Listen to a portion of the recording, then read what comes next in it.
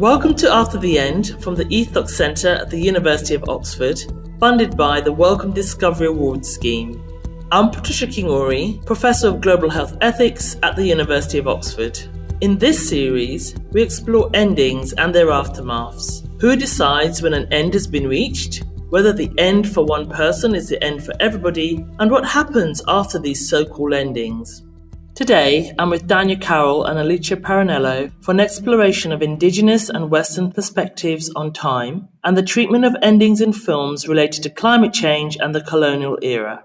I'm ALICE PARRINELLO. I worked as postdoctoral researcher for the After the End project. My contribution to the workshop was an analysis of the idea of ending in both environmental films, that is, films engaging with environmental disasters and catastrophes, and the aftermath of colonialism. Both themes were looked at in the BFI collection, that is, the collections of the British Film Institute. Those two main themes, in the way that they're presented in the BFI collection, foster the idea of the archive as something in continuous transformation and perpetual becoming. It's not a fixed reality, but rather it's continuously reworked and reenacted and re-engaged with by various artists that I looked at. Thank you, Alice. It'd be really great to hear from DANYA. I come from two tribal nations in the southwestern United States, the DANYA, also known as Navajo, and Waimea Apache. I am an Indigenous postdoc working in Canada at Western University. My main focus is Indigenous health and traditional ecological health knowledges.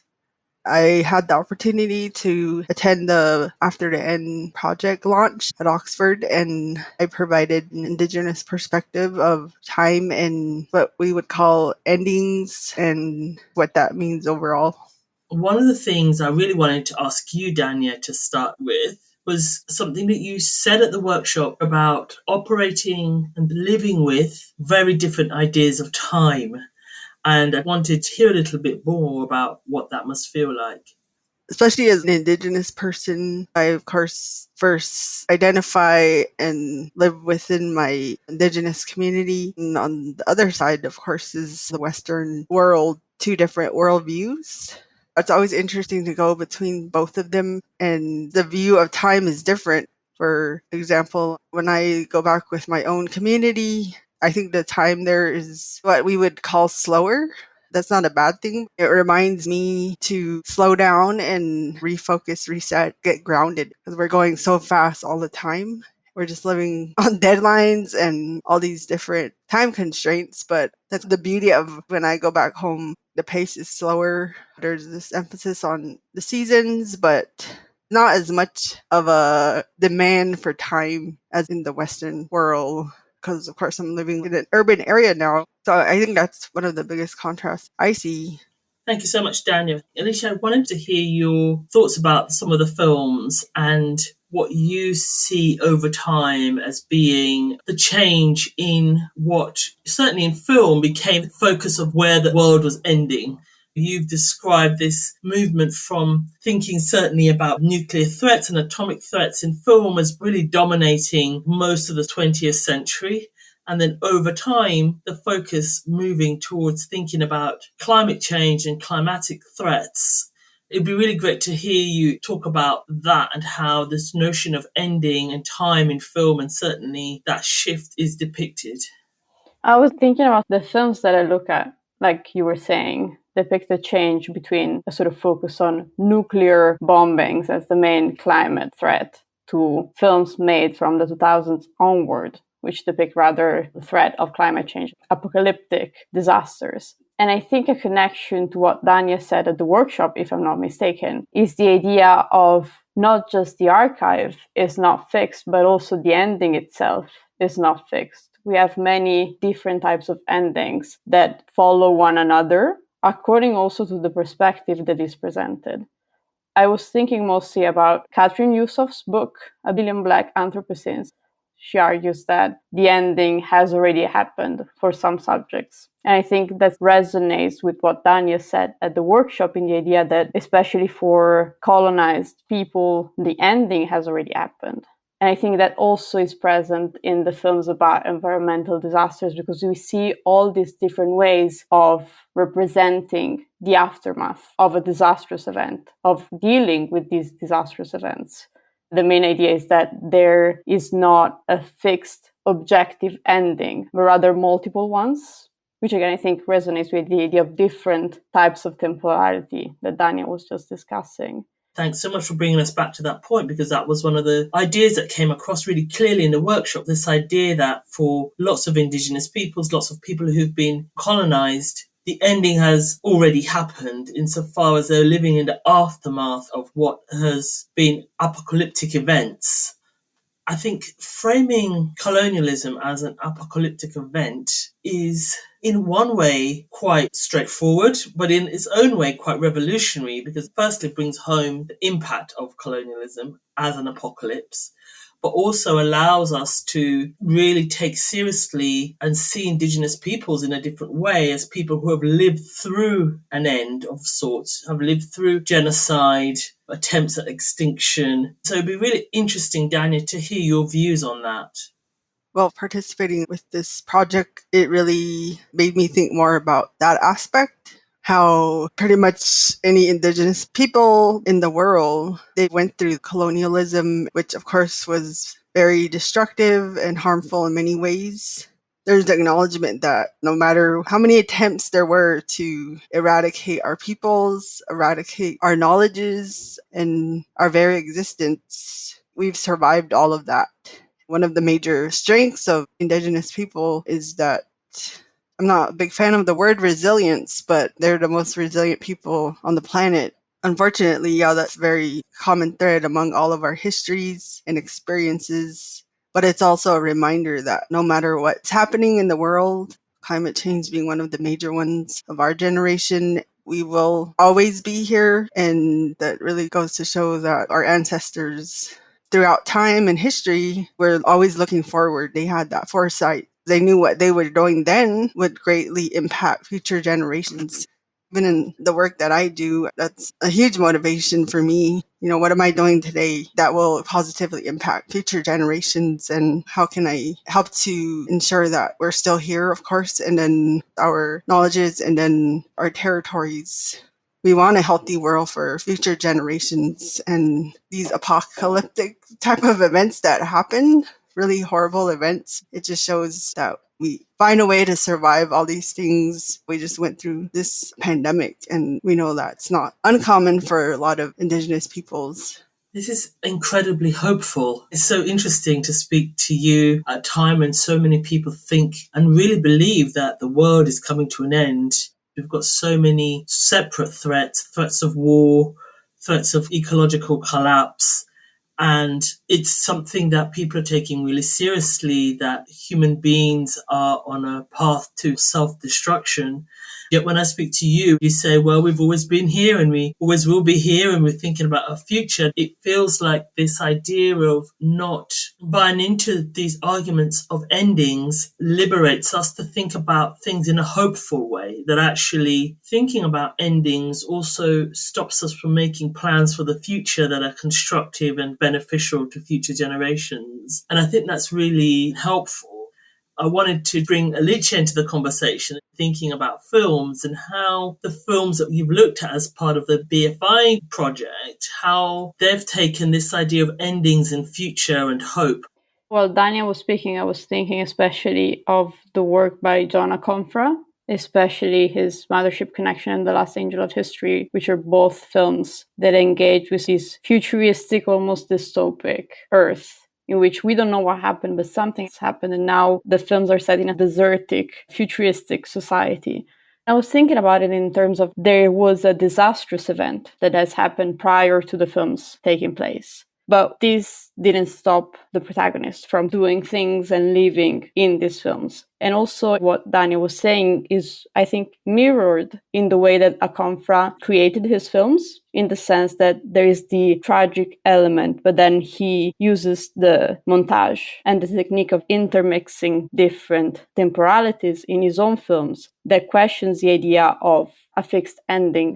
So he goes back in time, goes forward in time, But he talked about the idea specifically of the coexistence of, I think, different temporalities as a communal effort, as a way to promote different perspectives together to construct a different futurity for those that previously were marginalized, especially if we look at The Last Angel of History, which is a film about Afrofuturism and music and the creation of a different future. Thank you, Alice. Really insightful points, and thinking about this concept of Afrofuturism as well. One of the things, Danya, that you've mentioned a lot, and the word you use a lot, actually, I'm not sure how conscious you are of using it or how much of it is part of the way that Indigenous people speak about time, but you very rarely talk about endings. Instead, I've noticed you talk about transitions. So you'll say that this is a transition or things are transitioning. I'm really interested in the word transition instead of ending, if that's something that's an integral part of the way in which Indigenous peoples conceptualize time. When you talk or meet probably any Indigenous person in any area of the world, what resonates with all of us is this very powerful teaching coming from ancestors from the past that we have always been here and we will always be here. When we talk about different periods of time and that idea of transition, I don't know if that would be the right word for that period of time. Especially elders talk about the time before colonization in our area, because a lot of our peoples are now on reservations. We talk about the pre-reservation era. How was life at that time? Because I know we don't have very many, if any, people left from that period of time. Of course, now we live in this time, but a lot of the work that I do and many others is bringing back what was very strong before colonization and these different policies that established reservations. It's a lot about remembering what that time was like before we had what we could describe as apocalyptic type events. And of course, we can't return to the way it was before. But if we can bring back those really strong aspects that are very beneficial to our nations, I think that's worth fighting for and working towards. And we're seeing that resurgence right now with Indigenous peoples all over the world, reclaiming that overall way of life. That's what a lot of the work is around when we talk about land, health, well-being. Thinking a little bit about endings in terms of shifting, I know that one of the things that the films have discussed is climate change. And I know that one of the things, Daniel, you've been very interested in is thinking about climate change and time. Given that so much of the way that Indigenous peoples tell the time is through ecological and environmental cues, changing of seasons, rainy seasons, dry seasons, and how much change there now is in those ecological and environmental cues. I'm interested now in thinking about how that affects the sense of time or how that affects how we feel time. Alicia, I don't know if you want to go first, and then Daniel, it'd be really great to hear from you as well. So in the films of the BFI collection, we have different types of climate endings. For instance, we have films from the 60s and 70s, which for clear socio-political reasons focus on nuclear threats. For instance, we have The Day the Earth Caught Fire from 1961, La Jetée from 1962, and The War Game, which all depict these apocalyptic, disastrous events linked to nuclear bombings. As we move in time, however, and we reach the early 2000s, we have films such as the infamous The Day After Tomorrow, or we have the Book of Eli, All Children of Men, which rather focus on climatic disasters, but more in the sense that we understand now as a climate disaster, more connected to the consequences of climate change. The difference between the two, let's say, trends in films is that these ones from the early 2000s focus on one single individual saving humankind. We have the big climate disaster, and then usually the protagonist, who tends to be white and male, saves the day, saves humanity, and allows temporal linearity to continue, which was not what was depicted in the 60s and 70s, where we have more of a communal effort, but also a timeline that's more circular, less linear, more flash forwards, flashbacks, and everything is much more complicated. We have different timelines. Now we also have other films in the BFI collection, such as the ones by John Okonfa that I mentioned, Kibu Tavares, who also focus on these sort of jumps in time rather than a single individual reinstating one unique temporal linearity. Daniel, I'd be really interested in hearing your views on this as well. The main point to think about with that when we talk about Indigenous people, especially now, there's massive ecological changes that are happening. It can't be stated enough that connection between Indigenous people and their lands, that connection has been there since the beginning of time. Also, how Indigenous peoples live in their land and their traditional ecological knowledge, especially now, this area is getting a lot of attention, especially in research spaces. Even the research I've been engaged in recently, looking at how Indigenous communities are being, you could argue, forced to adjust once more to these changes. I've been trying to figure out the best word to explain that, because it's not really adapting. They're being forced to adjust to changes that are happening because of these outside entities that are causing these massive changes in the environment. Of course, carbon emissions, they're not doing that. They're not doing the polluting and the damaging of the lands, but all these changes are impacting them firsthand.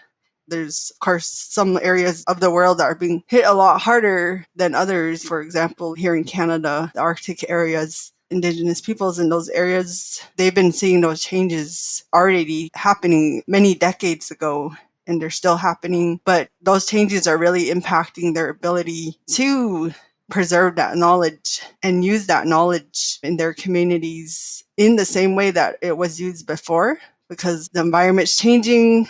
These different time markers that they would usually use, those might not be as dependable now because there's so much change happening on the land, the ice. There's even research that supports this. The Inuit peoples, they've observed that there was a shift in where the sun was positioned. They would use that, of course, for time, but they already were suspecting that the Earth's axle had actually changed. That, of course, directly impacts time, and their knowledge systems that they've used for thousands of years, they are having to adjust those to the times that we live in because there's so many changes in their environments now. The Indigenous peoples in northern Canada, they're the ones that are, in a sense, that canary in the coal mine. They're really seeing those changes happening so fast within their own lands and their waters. This is such a great point about the people who are really focusing on looking at what's changing and noting that and documenting that, probably the Indigenous peoples, because of their relationship to the land as these custodians and stewards of the land. But more than that, I think paying attention to Indigenous narratives about ecological change and time can really help us to articulate and shape the way that we think about time. One of the things that was really present in the films was this shift from apocalyptic ends, the relationship between that and decolonizing, and what they were saying in relation to endings. Alicia, I don't know if you wanted to speak a little bit about that. The way that I worked was to first focus on the BFI collection, but I looked at the BFI collection through other films. Obviously, the first point in reference were those mainstream disaster films that I mentioned, such as The Day After Tomorrow.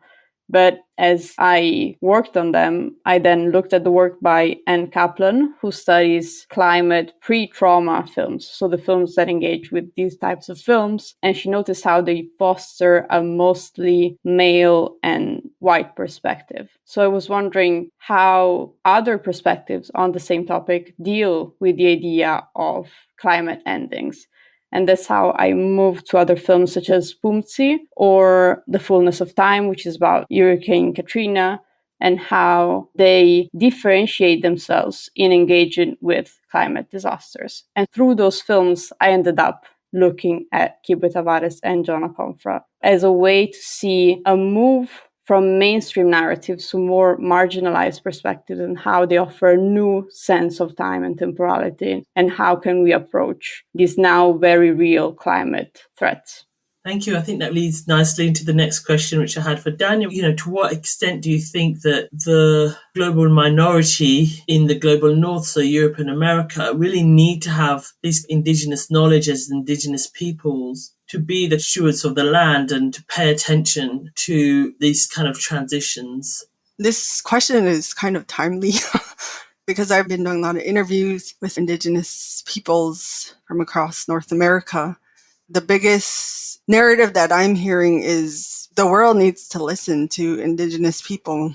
They've been stewarding, protecting their lands for thousands of years, and those areas where Indigenous people still exist, still have power over protecting their areas. Those are the places in the world where those ecological systems are still intact. There's still a lot of biodiversity, a lot of Indigenous communities, land protectors, leaders, elders. Everyone is saying that the world needs to listen to us. Look at the state of the world right now. We're in a climate crisis. For example, back in the States, there's these massive wildfires happening in California, unprecedented wildfires. But then again, people don't believe that climate change is real. I hope that there's a shift in that thinking, just listening to Indigenous communities and how we can be better stewards of the planet. And that teaching ties to time. We're here for the present, but our actions today will affect future generations. That's what I always hear from my communities and many Indigenous peoples, especially elders. What are we doing today that will ensure there is a world in the future for future generations, but also a healthy planet? Because we know that a healthy planet is also very intimately tied to our own health and well-being. I think there continues to be a need for more spaces for Indigenous voices to be heard. The big contrast, that anthropocentric worldview versus more of that relational Indigenous worldview, that in itself is a major reason why we're seeing what we're seeing in the world now. Just the way we view the world, the way we view the land. And I think there's a lot to be learned from Indigenous communities on that. Just restoring those relationships with the earth and knowing that the earth is not just there for our taking. It's not just there to serve us. And I think a lot of the Western world, a lot of thinking is we're just going to extract. But how are we actually giving back to the earth? So I hope that we will hear more of Indigenous voices in those spaces to really share their stories and knowledges about how can we restore that relationship with the earth, but also how can we create a more sustainable and just future for our communities. Thank you so much. I think that really encapsulates so much of the things that we discussed at the workshop. It would be really great to hear from both of you what you felt were some of the key take-home messages for you from the workshop, and how you think the idea of questioning endings is going to shape your future work, and how you think. Alice? It's a difficult question. I guess echoing what Danya was saying earlier, one of the main takeaways is focusing on the plurality and the communal action, and how looking at temporalities now can incite us to engage differently with climate change, and how we should foster not just a single fixed perspective on my side on the archive and how we tell stories about colonialism and climate change, but how we should foster plurality and diversified perspectives. Thank you so much. Danya? You brought up an important point. I don't ever really use the word ending. I think this is the first time that I've really looked at that word and thought more about, okay, what does that mean? And especially what does that mean in the work that I do, and being an Indigenous person in general.